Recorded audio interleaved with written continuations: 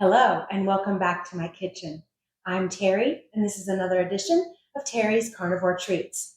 I thought I would go ahead to celebrate the fall season, veer off the carnivore path a little bit, and move to something that is low carb and such a treat to enjoy the fall season and flavors. I don't always keep carnivore. 99% of the time, almost enough to call myself carnivore 100% of the time. I do eat some plants here and there, not frequently. We're not really friends. We like to let each other live peacefully, but every once in a while, I get a hankering for something that has plants in it. And I thought that I would go ahead and showcase my modified soul bread and all of the variations that can be made from it. And I have a fall flavor, y'all. Pumpkin MSB. It is delicious. It's a pumpkin bread that will fill any gap or any void that you think you're missing with eating a low carb, high fat diet.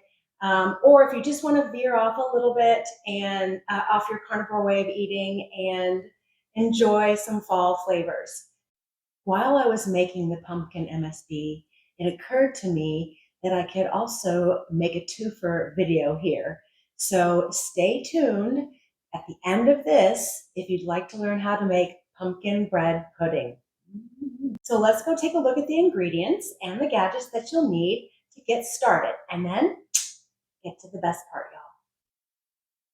The ingredients that you'll need to make the pumpkin MSB are ricotta cheese or cream cheese, your choice, eggs, I'm going to use Spring Sunrise brown butter, and vanilla extract, cinnamon, cloves, ginger, nutmeg, and we've got some baking powder and some beef gelatin, our cute little pie pumpkin, and cream of tartar, this is glycine, and baking soda, and of course, the whey protein powder. And in this one, I do prefer to use the whey as well over milk protein powder. But again, it's your choice. It's your loaf. You get to decide. They'll both work. So now let's go take a look at the gadgets we're going to need to put this pumpkin loaf together. The gadgets that I'll be using today are my stand mixer. You can use a hand mixer or even stir by hand. And I'm going to be making a 9-inch loaf today, but you can make 4 mini loaves. You can make 24 like medium-sized muffins. You can make 12 large muffins. It's really up to you to decide which shape you'd like to make. And then, of course, my sifter, my Lala sifter. So now, there we are, have all the ingredients and the gadgets ready to go. Now we just have to bake and eat. I preheat the oven before I assemble the ingredients. I measure out the dry ingredients and set them aside for later use.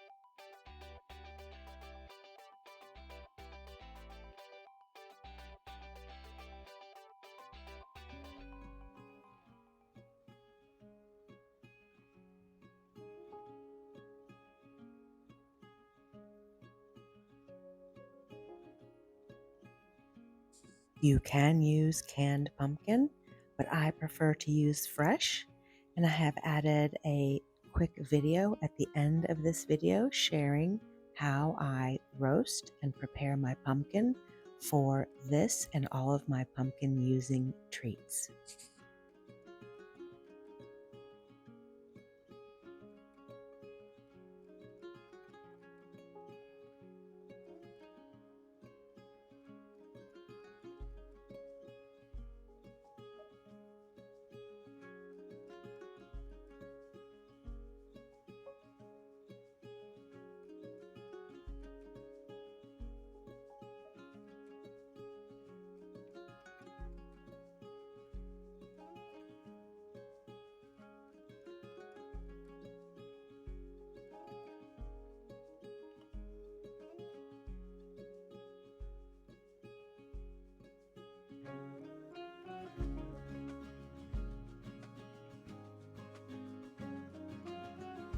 Inspired by a friend, thanks Sarah, I decided to go with a bundt mold rather than the loaf mold.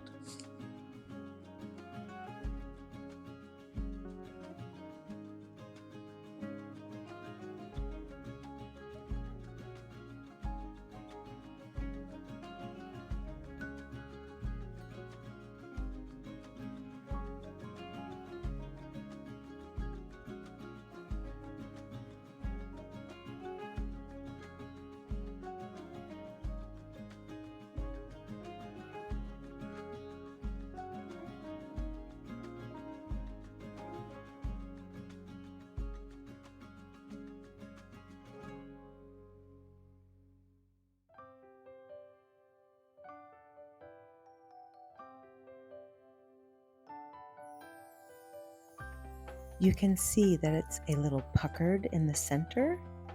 I did not cook it fully. I went with the typical 45 minutes for a loaf, and that wasn't quite enough. Here you can see most of it is cooked through, and it definitely did not affect the taste.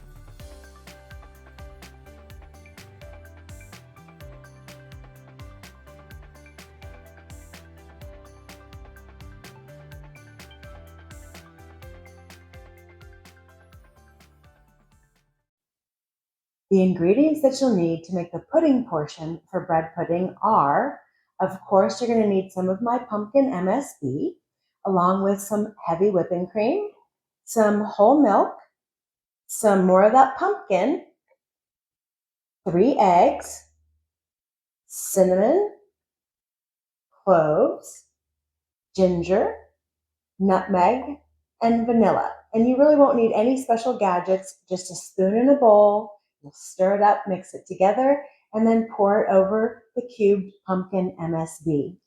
Let's go see how all that works out. This one's a good one too, y'all. I can't wait to eat it.